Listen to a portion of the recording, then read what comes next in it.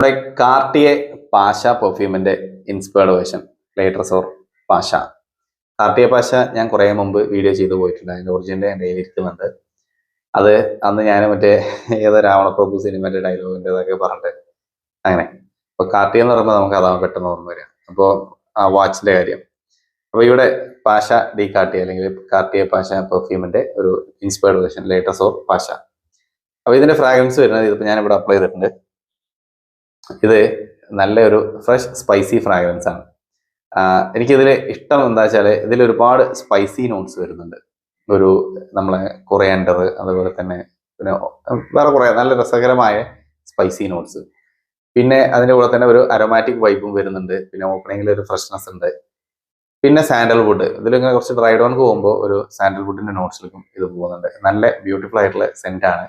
ഇതൊരു Manley perfume ആണ്. Office യൂസിനൊക്കെ പറ്റിയ ഒരു മാൻലി പെർഫ്യൂം.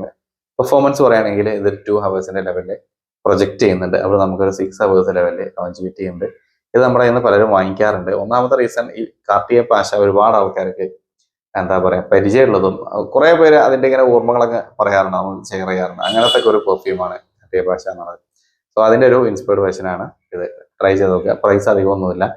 8 ml 200 റുപ്പീസും 20 ml 450 റുപ്പീസ് പ്രൈസ് വരുന്നുള്ളൂ. ഓൾ ഇന്ത്യ ഫ്രീ ഡെലിവറി ആണ്.